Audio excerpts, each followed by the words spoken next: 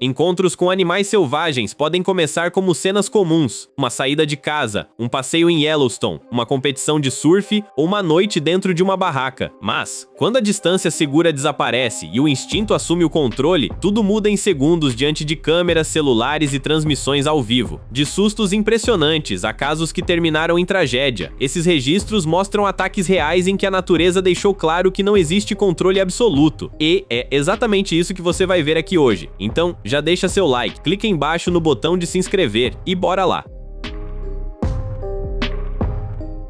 Wanda só queria sair de casa com o marido naquela manhã, em Evanston, no Wyoming, nos Estados Unidos. Mas, ao chegar à garagem, ela encontrou um cervo mula macho deitado perto do carro. É um tipo de cervo comum naquela região, então a presença dele ali não era impossível. O problema era o momento. Era temporada de acasalamento, quando os machos podem ficar mais agressivos e defender espaço. O cachorro da família viu o animal, latiu e avançou. O cervo reagiu e encurralou o cão debaixo do carro. Wanda entrou no meio para proteger o cachorro e tentou afastar o animal usando uma sacola que estava em suas mãos.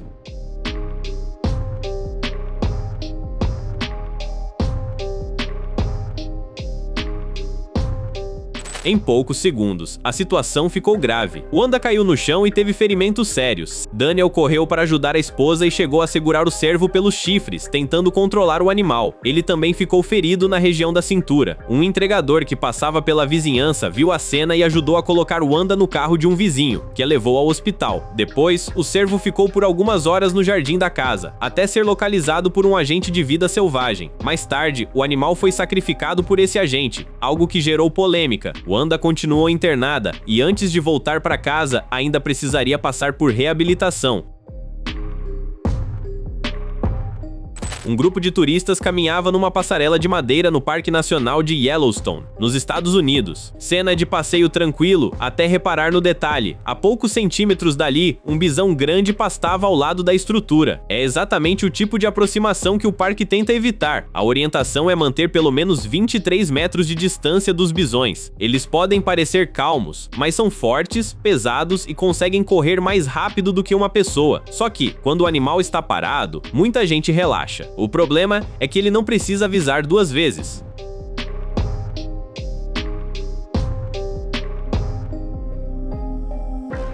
De uma hora para outra, o bisão vira para o grupo e a passarela vira correria. Alguém grita para os outros tomarem cuidado, enquanto turistas tentam sair do caminho sem saber muito bem para onde ir. O animal passa exatamente onde eles estavam poucos segundos antes e ainda corre atrás de um garoto que estava no local, mas consegue sair ileso. Depois, o grupo se espalha pela passarela, ainda olhando para trás tentando entender o tamanho do susto. Pelo que aparece na gravação, ninguém se feriu, mas a cena mostra bem por quê. Em Yellowstone, bisão não é cenário de foto, é animal selvagem, e distância ali não é sugestão. Mick Fanning já era tricampeão mundial de surf quando entrou na final do J-Bay Open em Jeffreys Bay, na África do Sul. Era aquele momento parado de bateria, o surfista sentado na prancha, esperando a onda certa com as câmeras ao vivo em cima dele. Só que naquele dia, o que apareceu atrás de Fanning não foi uma onda. Um grande tubarão branco se aproximou e acabou se enroscando no leash, a cordinha que prende o surfista à prancha. Em segundos, Fanning começou a ser puxado pela perna, no meio da final.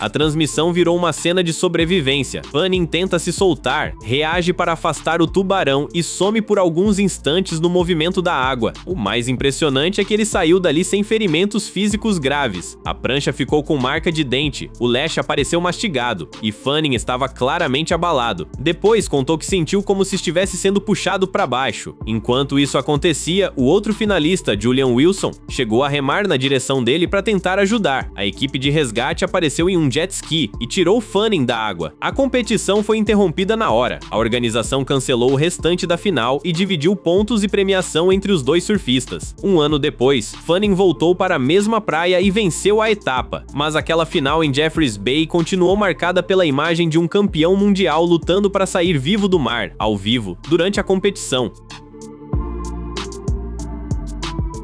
Gordon Buchanan já estava acostumado a filmar animais perigosos, mas no Ártico norueguês, durante um documentário da BBC em Svalbard, a segurança começou a parecer bem menor quando uma ursa polar apareceu. Ele estava dentro de uma cabine transparente feita de acrílico reforçado e aço. A ideia era observar de perto Lyra, uma fêmea de cerca de 450 quilos, que procurava comida para sustentar os 2 filhotes. Só que Lyra não passou ali por curiosidade. Ela sentiu o cheiro de Gordon, foi direto para o ponto mais vulnerável da cabine e começou a testar a estrutura.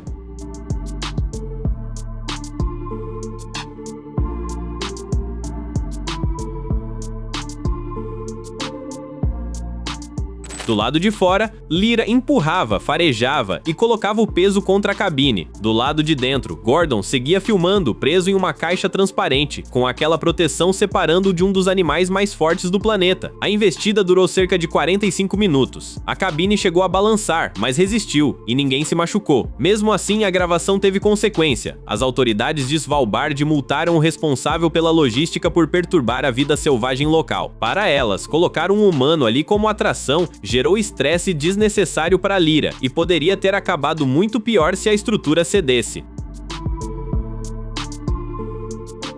Jarrod Miller tinha só 20 anos quando apareceu no Late Night with Conan O'Brien, levando animais selvagens para um estúdio em Nova York, nos Estados Unidos. A ideia era simples: fazer uma entrevista divertida, com o apresentador meio tenso, a plateia rindo e o especialista mostrando que estava tudo sob controle. Só que a lista de convidados já vinha estranha. Primeiro uma cascavel, depois um filhote de leão e por último Red, um canguru vermelho macho de quase 60 quilos. E Red não estava exatamente no clima de televisão. Ele estava numa fase em que os machos ficam mais territoriais e encaradores. Junta isso com palco apertado, luz forte, gente falando, plateia reagindo, e o canguru resolveu que Jarrod era o rival da noite. Conan ainda tentou manter a piada viva, mas quando o Red ficou de pé, o quadro deixou de parecer entrevista e virou contenção ao vivo.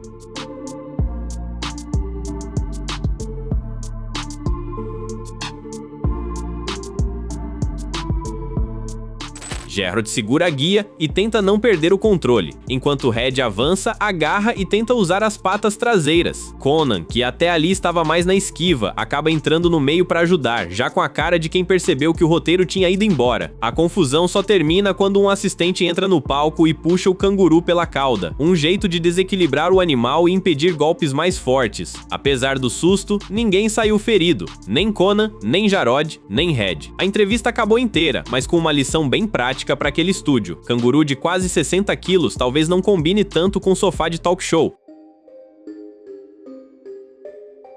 Andy Carrigan só queria voltar para a caminhonete durante um serviço em Steamboat Springs, no Colorado, Estados Unidos. Só que, quando abriu a porta, tinha alguém no banco da frente, e não era colega de trabalho, era um jovem urso negro, sentado dentro da cabine, mexendo no almoço que Andy tinha deixado ali. O susto veio na hora. Andy manteve distância, pegou o celular e tentou resolver sem encostar no animal. Começou a bater na lataria, fazendo barulho para ver se o urso saía por conta própria, mas o visitante parecia tranquilo demais. Aí, Andy deu a volta pro lado do motorista, e o urso reagiu de repente.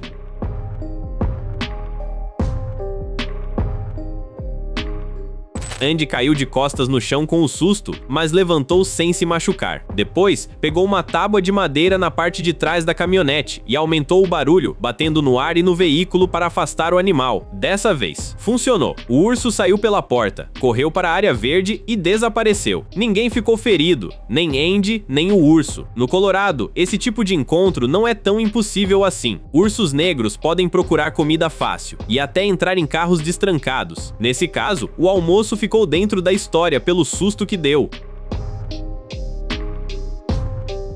Ken Peters conhecia Kasatka havia anos, e por isso sabia que com uma orca de mais de 2 toneladas, qualquer mudança de comportamento podia virar emergência em segundos. Em 29 de novembro de 2006, ele participava de uma apresentação no SeaWorld San Diego, nos Estados Unidos, diante do público. A piscina tinha cerca de 11 metros de profundidade. No meio do número, Kasatka segurou o pé esquerdo do treinador com a boca.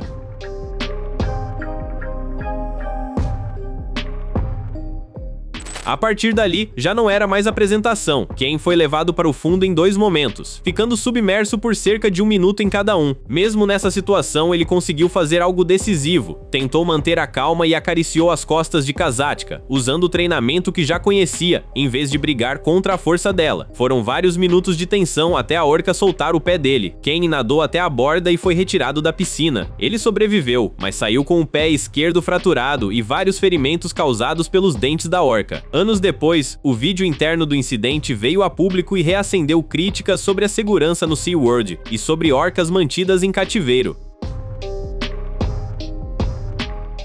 Tracy Ann Chartier só tinha levado Bruno, o cachorro, para o quintal de casa, em Lincoln, Rhode Island, nos Estados Unidos. Ali, ela viu um animal pequeno e pensou que fosse um guaxinim, mas não era. Era um Fisher Cat, conhecido como Marta Pescadora. O nome engana, não é gato e quase não tem relação com peixe. É da família das doninhas e dos furões, rápido, territorial e capaz de reagir com muita força. Tracy estava descalça e tentou proteger Bruno. Em poucos segundos, o animal avançou no pé dela. No hospital, Tracy contou que o animal ficou preso ao pé por cerca de 1 minuto e meio, enquanto ela tentava se soltar. Ela não sabia dizer se a lesão mais profunda tinha vindo dos dentes ou das garras, mas lembrava bem do som que ele fazia, um chiado, enquanto ela gritava por ajuda. Um vizinho apareceu e o animal acabou fugindo para a mata próxima. O caso foi bem mais sério do que parecia. Tracy passou 2 semanas e meia internada no Rhode Island Hospital, enfrentou uma infecção grave e precisou passar por 2 cirurgias de reconstrução no pé. Ela também recebeu tratamento preventivo contra a raiva. Bruno ficou bem, já o animal não foi encontrado pelas autoridades, e a vizinhança ficou em alerta por causa de um predador pequeno, discreto e perigoso. O campista acorda no meio da floresta, dentro da barraca, com um barulho que ninguém quer ouvir nessa situação. A imagem é apertada, escura, toda tremida. Dá pra sentir a pessoa tentando entender se tem algo lá fora. Aí ela abre só um pedaço do zíper e encontra um urso parado bem na entrada, olhando pra dentro. A reação vem na hora. A barraca fecha de novo, mas o animal continua ali encostando na lona e empurrando o tecido.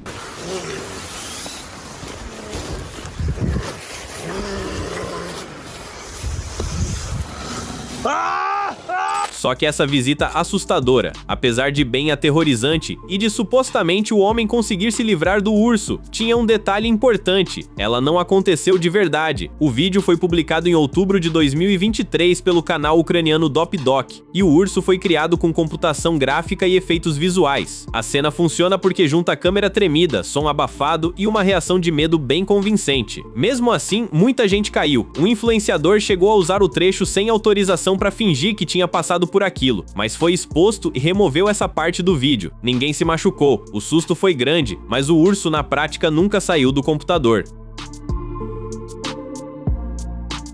Em Pamplona, na Espanha, correr na frente de touros faz parte da tradição, mas é uma tradição em que um tropeço pode terminar no hospital. No dia 13 de julho de 2019, durante a festa de San Fermín, 6 touros da La Palmosia estrearam no Encierro, a corrida pelas ruas que leva os animais até a arena. Foram 850 metros em 2 minutos e 12 segundos, a corrida mais rápida daquela edição. Nas imagens, os corredores tentam alcançar as grades, subir onde dá e abrir espaço no meio da rua estreita. Alguns caem no asfalto, outros ficam encurralados. E a parte mais tensa vem na entrada da arena, quando a multidão trava e a passagem fecha de vez.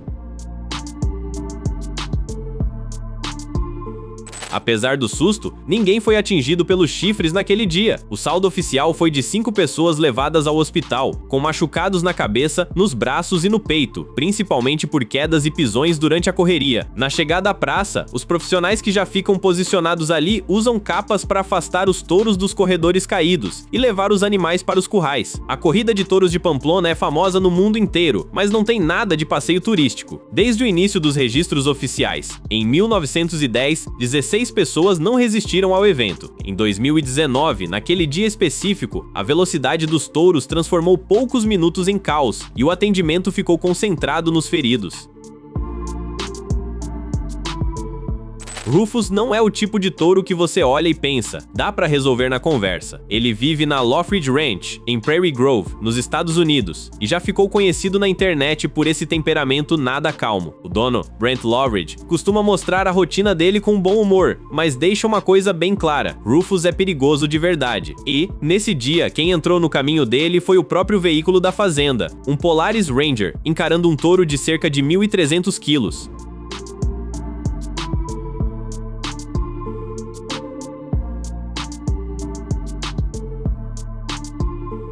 Rufus vai pra cima do utilitário mais de uma vez, empurra a lataria com a cabeça e chega a tirar a parte de trás do veículo do chão. Brent tenta manter o controle, mas dá pra sentir que a prioridade ali não era bancar o corajoso, era sair daquela sem piorar tudo. Em um momento, ele recua e usa uma árvore como proteção, tentando deixar o tronco entre o Ranger e o touro. Só que Rufus continua rodeando, procurando outro jeito de chegar no veículo. E quando a cena já estava estranha o bastante, uma vaca preta aparece pra investigar e também dá umas cutucadas na carroceria. Apesar do susto, terminou bem, ninguém se feriu. O estrago ficou no Ranger, com amassados fortes e danos na parte de trás.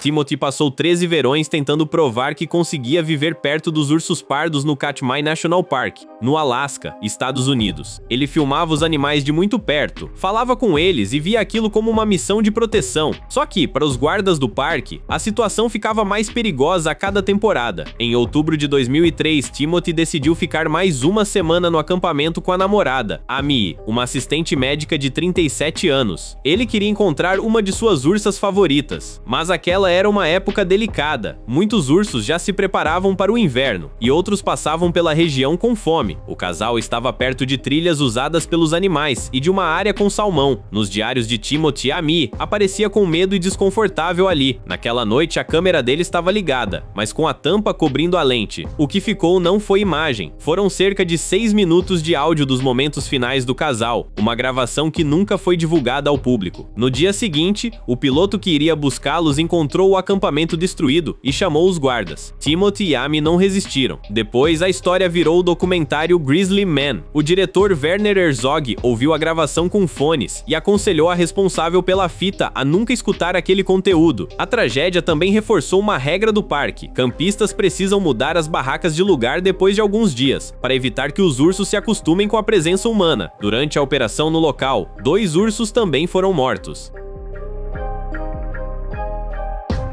Irving tinha 28 anos e estava em Puerto Vallarta, no México, a trabalho. A ida à praia na região de Marina Vallarta terminou em tragédia. Ele estava em frente a uma área turística cheia de resorts quando um crocodilo americano, de cerca de 3,5 metros, apareceu na parte rasa da água. Quem viu a cena entrou em desespero. Um turista ainda tentou ajudar com um caiaque que estava na areia, mas a embarcação nem remo tinha. Ele precisou avançar deitado, usando as mãos, enquanto Irving era levado cada vez mais para longe. As equipes de resgate chegaram ainda naquela noite, mas Irving não resistiu. O corpo dele só foi localizado na manhã seguinte, cerca de 12 horas depois, flutuando a centenas de metros da costa, perto de um estuário da região, onde a água encontra o mar. Para quem estava hospedado ali, o choque também veio da falta de aviso claro. Muita gente dizia não saber do risco de crocodilos naquele trecho, e não era um medo sem histórico. Em 2021, na mesma área em frente ao resort, uma jovem americana já tinha sobrevivido a um caso parecido, antes de um mergulho noturno. Ela escapou com ferimentos graves nas pernas depois que pessoas na praia e um funcionário do hotel conseguiram afastar o animal. Depois da morte de Irving, a discussão voltou para a sinalização da praia. Segundo testemunhas, o aviso que existia era só uma placa pequena, com desenhos de animais marinhos. Não esqueça de se inscrever para assistir mais vídeos como esse.